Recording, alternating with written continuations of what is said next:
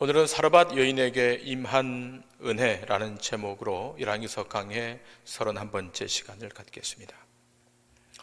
오늘 본문의 말씀은 신앙생활의 연수가 좀 되는 분들은 많이 들어온 그런 스토리입니다. 기근으로 아사할 지경임에도 불구하고 주의 종을 먼저 대접했더니 가뭄이 끝나도록 그 통에 가루와 기름이 떨어지지 않았다라고 하면서 주의 종을 먼저 접대하라, 그런 설교를 여러분 많이 들어봤을 것입니다.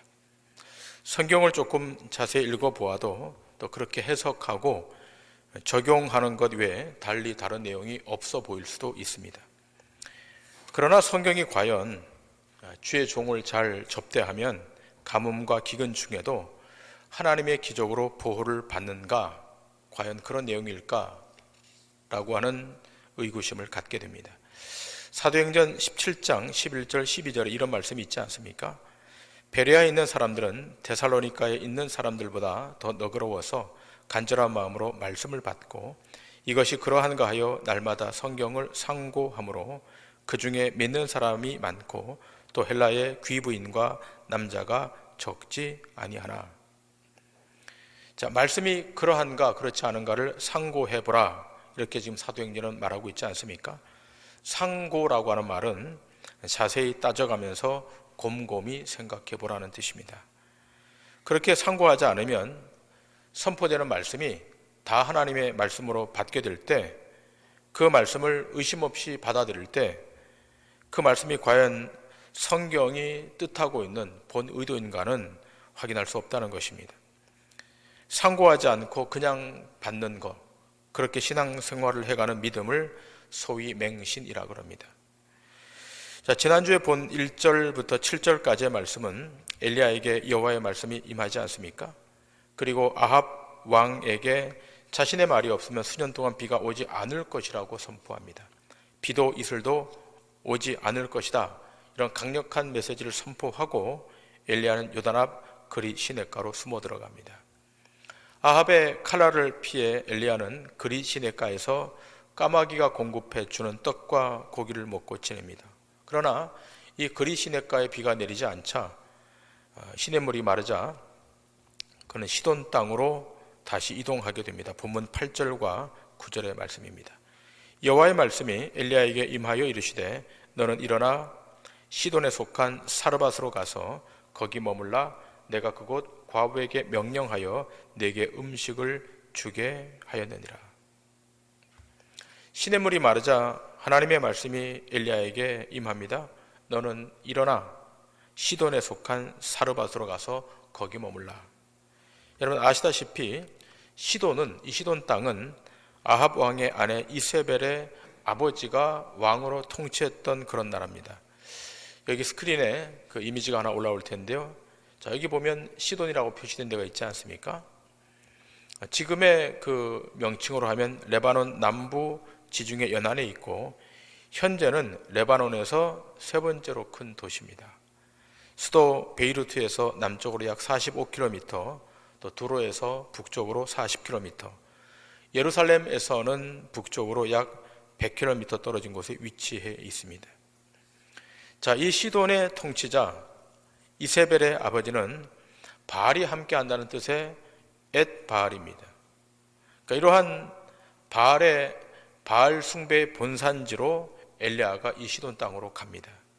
자, 그런데 그곳에 한 과부에게 여호와께서 명령하여 내게 음식을 주도록 하였다라고 하십니다. 가난한 과부에게 하나님께서 미리 말씀해 주시고 명령하신 것입니다. 본문 10절 이하의 말씀을 보시겠습니다. 그가 일어나 사르밧으로 가서 성문에 이를 때 한 과부가 그곳에서 나뭇가지를 줍는지라. 이에 불러 이르되 청하건대 그릇에 물을 조금 가져다가 내가 마시게 하라.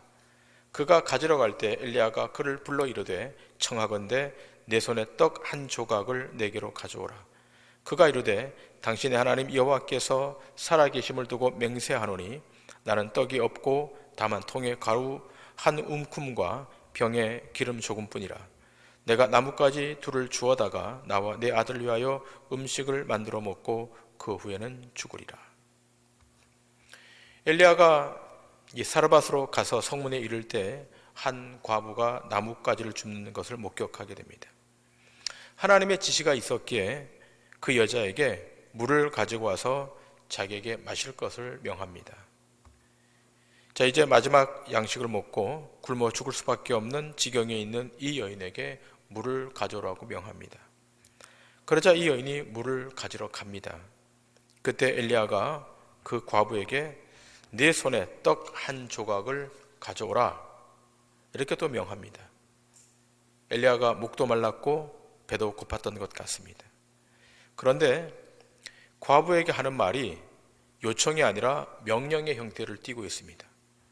눈치를 보거나 사정을 보고 부탁하는 것이 아닙니다. 그러자 과부는 당신의 하나님 여호와께서 살아계심을 두고 맹세한다 그럽니다. 여호와께서 이 과부에게 명령하셨기에 이 여인이 엘리야를 여호와 하나님의 선자로 알았던 것입니다. 그러나 사실 이 과부는 여호와 하나님이 어떤 신인지는 정확히 몰랐을 것입니다. 자, 그래서 이 가뭄 속에 떡과 기름의 기적만이 아니라 우리 다음 시간에 보겠습니다만 아들의 죽고 살아남을 통해서 그 하나님이 살아계신 하나님, 이 땅의 구원자이시고 이 땅의 통치자이신 여호와 하나님을 알게 되고 결국 하나님 앞에 찬양하게 됩니다. 자, 이 내용은 다음 주에 좀 더 보도록 하고, 자, 오늘 이 볼 말씀은 통에 가루 한 움큼과 병에 기름 조금이 있는 이 여인의 마지막 양식을 주의 종 엘리야가 거침없이 달라고 명령했다는 것입니다. 자, 우리는 이 말씀을 통해서 주의 종에게 먼저 대접하는 것이 복받는 지름길이다는 말을 많이 들었습니다. 그러나 여러분, 이 말씀을 표면적 문자적으로만 보지 마시고 조금 더 깊은 의미를 오늘 본문의 말씀을 통해서 찾도록 하겠습니다. 먼저 기억하실 것은 이미 여호와께서 이 여인에게 명령하셨다, 말씀하셨다는 사실을 보셔야 됩니다. 하나님의 명령이 임하였기에 이렇게 지금 진행되고 있는 겁니다. 본문 13절, 14절입니다. 엘리야가 그에게 이르되 두려워하지 말고 가서 네 말대로 하려니와 먼저 그것으로 나를 위하여 작은 떡 한 개를 만들어 내게로 가져오고 그 후에 너와 네 아들을 위하여 만들라. 이스라엘의 하나님 여호와의 말씀이 나 여호와가 비를 지면에 내리는 날까지 그 통의 가루가 떨어지지 아니하고 그 병의 기름이 없어지지 아니하리라 하셨느니라. 자, 지금 이 엘리야가 이 과부에게 명령하듯이 말하는 이유는 하나님의 말씀이 이미 이 과부에게 임했기 때문입니다. 그리고 이 여인도 그 말씀을 인지하고 있었습니다. 그러나 하나님의 명령은 받았지만 아직은 두려운 거예요.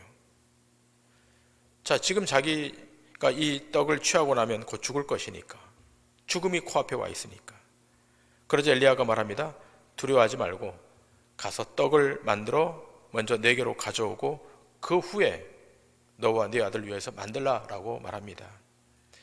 여러분, 한 움큼의 밀가루로 떡을 만들면 얼마나 만들겠습니까? 만들어 보셔서 아시겠지만 떡 한 조각도 안 나올 것입니다. 자, 그렇다면 어떻게 이 떡을 엘리야에게 접대하고 또 자기와 자기 아들이 먹을 수 있겠습니까? 그러나 여호와의 말씀이 임했기 때문에 이 여인이 실행합니다. 성경은 사람이 떡으로만 사는 것이 아니라 하나님의 말씀으로 사는 것을 지금 이 이방 여인에게 또 이 말씀을 읽고 있는 우리에게 지금 알려주고 있습니다. 본문 15절 16절입니다. 그가 가서 엘리야의 말대로 하였더니 그와 엘리야와 그의 식구가 여러 날 먹었으나 여호와께서 엘리야를 통하여 하신 말씀같이 통의 가루가 떨어지지 아니하고 병의 기름이 없어지지 아니하니라. 자, 이 과부가 엘리야의 말대로 했습니다. 실행했습니다. 엘리야의 말대로 실행했다고 하는 것은 여호와의 명령이 있었기 때문에 가능했던 것입니다. 여호와의 말씀에 이 여인이 순종했죠. 자, 이러한 순종이 있게 되자 엘리야 선지자의 말대로 비가 오기까지 그 통의 가루와 그 병의 기름이 떨어지지 않고 지속되었습니다. 자, 우리는 여기서 하나님이 무엇을 계시하려고 이러한 기적을 행하고 있는가를 물어야 됩니다. 이 사건을 단순한 기적의 사건으로 넘겨야 하는가? 그냥 단순한 기적, 그 당시 있었던 특별한 기적으로 그냥 넘겨야 하는가? 주의 종을 잘 섬기면 아무리 기근의 때라도 하나님께서 기적적으로 보호해 주시고 공급해 주신다, 그런 말씀일까? 표면적으로 보면 그 말이지만, 그러나 만일 그렇게만 해석하게 되면 신약 성경에 예수님이 이 내용을 언급하고 있는데 이 내용을 해석할 수 없게 되는 모순 앞에 직면하게 되는 거예요. 구약 성경의 사건들은 대부분 신약 성경, 특별히 사복음서에서 예수님이 말씀하신 그 말씀으로 재해석됩니다. 그러므로 성경 안에 어떤 사건이 있을 때 표면적으로 이해할 것이 아니라 조금 전에 보았던 사도행전의 말씀처럼 상고하고 받아들이셔야 됩니다. 아무 말씀이나 다 수용할 것이 아니라 깊이 상고하고 받아야 됩니다. 자, 오늘 이 본문의 말씀의 내용이 어디에 등장하는가 하면 신약성경 누가복음 4장에 등장해요. 자, 본문이 좀 깁니다만 자, 이 말씀을 읽겠습니다. 예수님이 이 사건을 언급하시거든요. 누가복음 4장 16절부터 30절입니다.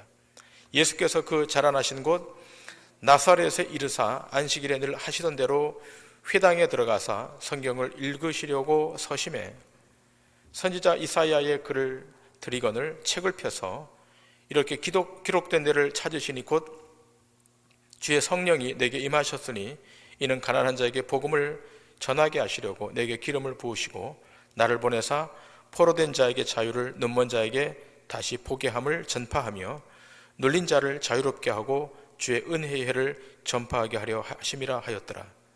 책을 덮어 그 맡은 자에게 주시고 앉으시니 회당에 있는 자들이 다 주목하여 보더라. 이에 예수께서 그들에게 말씀하시되 이 글이 오늘 너희 귀에 응하였느니라 하시니 그들이 다 그를 증언하고 그 입으로 나오는 바 은혜로운 말을 놀랍게 여겨 이르되 이 사람이 요셉의 아들이 아니냐. 예수께서 그들에게 이르시되 너희가 반드시 의사야 너 자신을 고치라 하는 속담을 인용하여 내게 말하기를 우리가 들은 바 가버나움에서 행한 일을 네 고향 여기서도 행하라 하리라. 또 이르시되 내가 진실로 너희에게 이르노니 선지자가 고향에서는 환영을 받는 자가 없느니라. 내가 참으로 너희에게 이르노니 엘리야 시대에 하늘이 3년 6개월간 닫혀 온 땅에 큰 흉년이 들었을 때 이스라엘에 많은 과부가 있었으되 엘리야가 그중 한 사람에게도 보냄을 받지 않고 오직 시돈 땅에 있는 사렙다의 한 과부에게 뿐이었으며 또 선지자 엘리사 때에 이스라엘에 많은 나병 환자가 있었으되 그 중에 한 사람도 깨끗함을 얻지 못하고 오직 수리아 사람 나아만 뿐이었느니라. 회당에 있는 자들이 이것을 듣고 다 크게 화가 나서 일어나 동네 밖으로 쫓아내어 그 동네가 건설된 산 낭떠러지까지 끌고 가서 밀쳐 떨어뜨리고자 하되 예수께서 그들 가운데로 지나서 가시니라. 자, 오늘 이 본문 열왕기서 말씀이 누가복음에 예수님의 말씀 선포 가운데 이 말씀이 지금 인용되고 있어요. 자, 예수님께서 안식일에 회당에 들어가서 회당장이 내어주는 성경 말씀을 읽으십니다. 그 말씀은 이사야서 말씀이에요. 그리고 뭐라고 말하는가 하면 이 이사야서의 말씀이 오늘 너에게 응했다라고 선포합니다. 여러분 아시다시피 이사야서에 기록된 메시지의 핵심은 메시아입니다. 메시아가 올 것이라고 하는 겁니다. 그런데 우리 주님이 이 메시지를 응하게 되었다라고 하니까 예수님이 메시아로 오셨다고 하는 것이 선포된 겁니다. 그러자 유대인들이 배척하는 거예요. 받아들이지 않는 겁니다. 그 이유가 무엇입니까? 예수님이 자신들의 고향 사람이기 때문에 그랬던 겁니다. 자, 그러자 예수님께서 이들이 받아들이지 않는 것을 보시고 믿지 않는 것을 보시고 꺼낸 내용이 바로 이 내용입니다. 엘리야 시대 때 이스라엘에 수많은 과부들이 있었지만 한 사람에게도 보냄을 받지 않았지만 오직 시돈 땅의 사렙다 과부에게만 엘리야가 하나님으로부터 보냈다는 말씀을 선포하시는 거예요. 여러분, 이 사렙다라는 말은 사르밧의 헬라의 음역입니다. 그러니까 사렙다나 사르밧이나 같은 뜻입니다. 자, 그러자 예수님을 사람들이 돌로 쳐서 죽이려 그러죠. 성경의 말씀이 응했다고 하는 말씀과 엘리야 시대 때의 이방인 과부와 엘리사 시대 때의 이방인 나아만이 고침받은 이야기를 꺼내니까 이들이 돌을 드는 거예요. 왜 돌을 듭니까? 유대인들 입장에서는 구원은 유대인들에게만 있는 줄 아는데 이 구원이 어디로 간 겁니까? 이방 사람, 사렙다 과부에게, 이방 사람, 시리아 나아만에게 이 구원이 이동되는 거예요. 그들은 이방인입니다. 유대인들 입장에서는 받아들일 수가 없는 거예요. 여기에 초점이 어디 있는 겁니까? 이스라엘 백성들, 유대인들 땅에는 기근이 지금 임하고 있잖아요. 아합이 통치하고 있는 이스라엘 땅, 그 유대 땅에는 3년 6개월 동안 기근이 임하고 있는데 지금 이 시돈 땅에는 하나님의 은총이 임하고 있는 겁니다. 대비가 되고 있잖아요.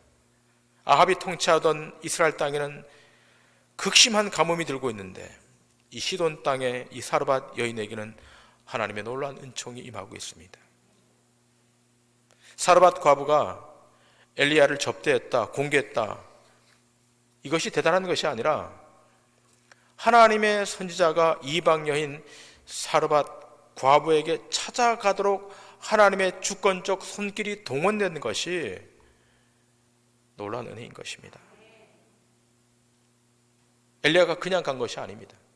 하나님의 보내심을 받고 하나님의 주권적 손길에 이끌려서 이 시돈 땅의 사르밧 여인에게 간 겁니다.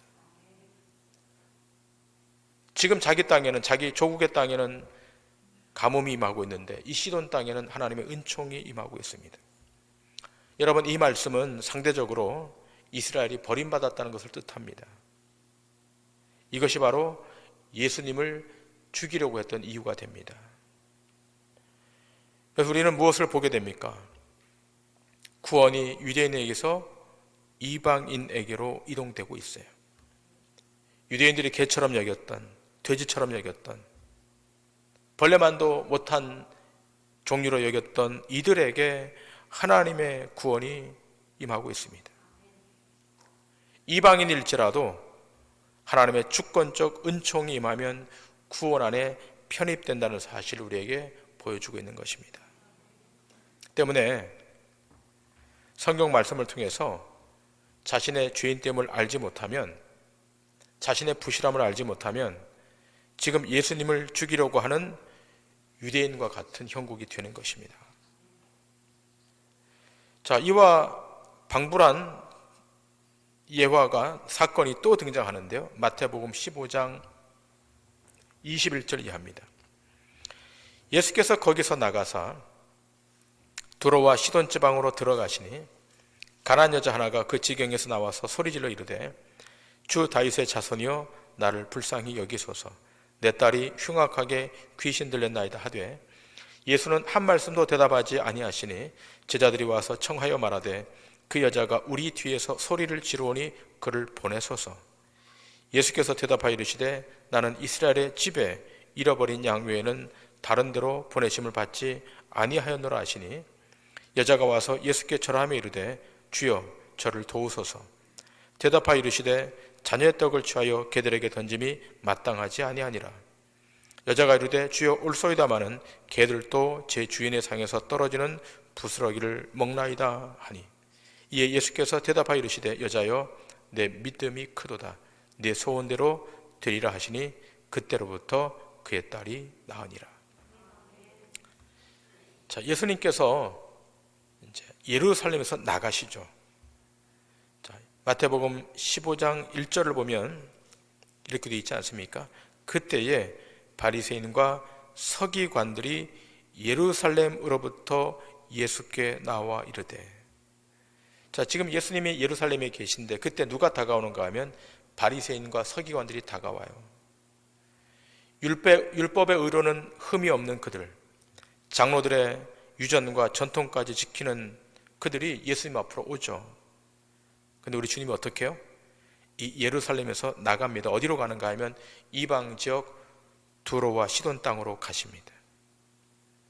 엘리야가 여호와의 말씀대로 간 그 사브랏, 곧 사렙다 과부를 만난 그곳으로 가십니다. 그곳에서 가나안의 한 여인을 만나십니다. 근데 이 가나안의 한 여인이 예수님께 나와서 요청하죠.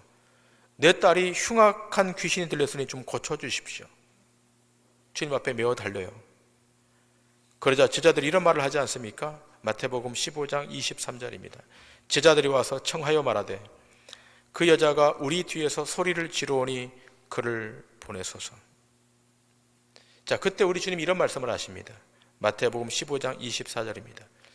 예수께서 대답하여 이르시되 나는 이스라엘 집에 잃어버린 양 외에는 다른 데로 보내심을 받지 아니하였노라 하시니. 자, 이스라엘의 집에 잃어버린 양은 누구를 말하는 겁니까? 유대인들 중에 잃어버린 사람을 말하는 거예요. 그러니까 우리 주님은 지금 이렇게 말하는 겁니다. 유대인들 중에 잃어버린 자를 찾아 구원하러 왔다.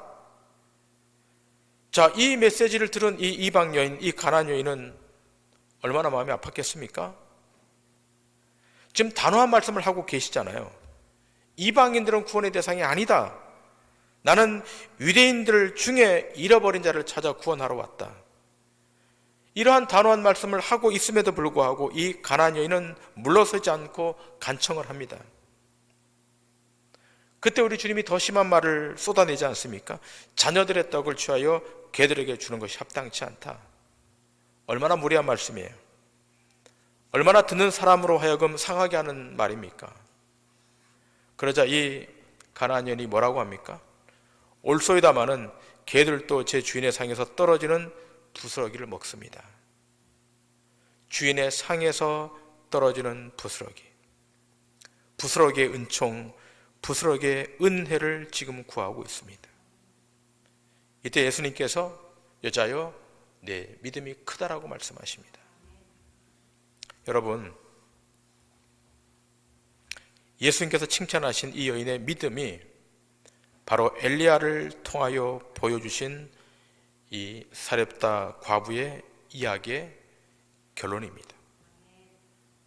사르밧 과부가 여호와의 명령을 받아 엘리야를 접대했지만, 공개했지만 엘리야가 이 여인을 찾아간 것은 일방적으로 여호와께서 이 여인을 선택하시고 그 말씀을 믿도록 만드시고 놀라운 은총을 베풀어 주셨다는 사실을 확증하기 위해서 가시는 거예요.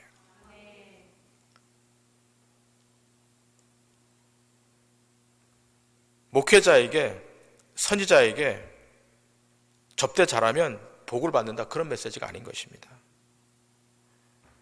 오늘 본문의 초점은 엘리야에게 있지 않고 엘리야를 통하여 베푸시는 하나님의 은총, 일방적인 은혜에 있는 겁니다. 놀라운 신비한 은혜가 이방 여인에게 지금 임하고 있는 겁니다. 오늘 이 아침 예배하러 오신 여러분 모두도 다 이 하나님의 신비한 은혜를 다 받은 자들입니다. 우리의 그 어떤 도덕적 행위가 하나님의 조건에 충족되어서 이 자리에 온 것이 아니지 않습니까? 윤리적 행함이 어느 조건에 맞았기 때문에 구원의 자리에 도달한 것이 아니지 않습니까? 신비하고도 신비한 십자가로부터 들어오는 은총, 구속의 은총, 그 은총이 우리 영혼 안으로 들어왔기에, 우리 전 존재 안에 들어왔기 때문에 우리가 구원을 받은 겁니다. 우리가 이 사실을 어디에서 확인하게 되는가 하면 출애굽기 33장이에요. 여러분, 출애굽기 33장은 하나님이 모세를 만나는 장면인데, 이 모세를 만나는 이 장면에 하나님이 모세와 언약을 체결하시죠. 그런데 하나님은 절대자 아니겠습니까? 신 아니겠습니까? 그리고 이 언약의 당사자는 인간 모세예요. 신과 인간이 언약을 맺고 있는 거예요. 그러면 부실하고 연약한 인간 모세가 이 언약을 다 지킬 수가 있겠습니까? 지킬 수 없잖아요. 법적 언약으로 맺어버리면 모세는 살아남을 수가 없는 거예요. 그래서 하나님이 어떻게 하시는 거예요? 은혜로 언약을 체결하십니다. 자, 19절 이하의 말씀을 보시겠노? 출애굽기 33장 19절에서 23절. 여호와께서 이르시되 내가 내 모든 선한 것을 내 앞으로 지나가게 하고 여호와의 이름을 내 앞에 선포하리라. 나는 은혜 베풀 자에게 은혜를 베풀고 긍휼히 여길 자에게 긍휼을 베푸느니라. 또 이르시되 네가 내 얼굴을 보지 못하리니 나를 보고 살 자가 없음이니라. 여호와께서 또 이르시기를 보라 내 곁에 한 장소가 있으니 너는 그 반석 위에 서라. 내 영광이 지나갈 때 내가 너를 반석 틈에 두고 내가 지나도록 내 손으로 너를 덮었다가 손을 거두리니 내가 내 등을 볼 것이요 얼굴은 보지 못하리라. 자, 지금 하나님과 모세가 만났어요. 모세가 하나님의 영광을 보기를 원했어요. 그러나 절대 의로우신 하나님의 영광을 죄인인 모세가 어떻게 볼 수 있어요? 볼 수가 없는 거예요. 하나님의 무하고 완벽한 의 앞에 누구도 살아남을 수 없기에 하나님이 모세에게 어떻게 시행하십니까? 하나님이 지나가실 때 하나님의 그 손으로 모세를 덮어주십니다. 모세의 허물 때문에, 모세의 약점 때문에 상함을 입지 않도록 하나님의 손으로 모세를 덮어주세요. 보호해 주시고 구원해 주세요. 은혜로 구원을 받는 거예요. 모세에게 임하셨던 그 은총의 하나님의 손, 그 손이 오늘 이 아침 예배하고 온 여러분에게도 덮어져 있음을 기억하셔야 됩니다. 우리의 죄가를 덮어주시는 은혜, 사르밧 과부가 의로워서가 아니라, 불쌍해서가 아니라 하나님의 일방적 긍휼과 자비가 이 여인에게 임함으로 시돈 사람, 이방 사람도 구원의 반열 안으로 들어오게 된 것입니다. 조금 전에 봉독했던 출애굽기 33장 19절에 기록된 나는 은혜 베풀 자에게 은혜를 베풀고 긍휼히 여길 자에게 긍휼을 베푸시는 그 놀라운 은총을 덧입었기에 생명 앞으로 오게 된 것입니다. 여러분과 저도 거기에 포함되어 있어서 이 생명 앞으로 와서 하나님 앞에 예배하고 있는 줄 믿습니다. 그러므로 우리는 매일매일 은혜의 보좌 앞으로 나아가는데 중단됨이 없어야 돼요. 날마다 은혜 앞으로, 은혜의 보좌 앞으로 나아가셔야 됩니다. 자, 이 말씀이 히브리서 4장 16절에 기록되어 있지 않습니까? 우리 이 말씀을 다 같이 읽으면서 오늘 말씀을 마치도록 하십니다. 시작. 그러므로 우리는 긍휼하심을 받고 때를 따라 돕는 은혜를 얻기 위하여 은혜의 보좌 앞에 담대히 나아갈 것이니라. 아멘. 하나님의 은혜가 임한 자, 그런 자신이 어떻게 구원 앞으로 왔는지를 알게 돼요. 어떻게 구원 안으로 들어오는 거예요? 잘 인지되지 않았지만, 명확히 인식되지 않았지만, 그럼에도 불구하고 우리에게 허락된 믿음으로 감각하게 되는 보이지 않는 신적 은혜, 부어주시는 놀라운 이 은총으로 구원 안으로 들어왔음을 우리는 믿음으로 확증하고 있는 것입니다. 하나님의 놀라운 은혜가 여러분 인생 가운데 미치고 있음을 우리는 말씀을 통해서 날마다 확인하고 있는 거예요. 주님 앞에서 자신이 개와 같은 자임을 알고 주인의 상에서 떨어지는 부스러기의 은혜라도 취하겠다고는 이 믿음, 이것이 큰 믿음임을 오늘 본문에 사르밧 과부를 통해서 보여주고 있고 가나안의 여인을 통해서 확인시켜주고 있음을 아셔야 됩니다. 여러분의 인생과 제 인생이 존속되는 것은 하나님의 은총이 있기 때문인 거예요. 하나님의 은총이 우리 삶에서 빠져나가면, 쏙 빠져나가면 아무것도 아닌 거예요. 바라기는 날마다 위로부터 공급해 주시는 그 하나님의 은혜, 그 하나님의 은총으로 세상을 뛰어넘고 악한 사단 마귀를 이기고 어둠을 이겨서 세상 앞에 승리하는 믿음의 백성들 다 되시기를 주님의 이름으로 간절히 축원합니다.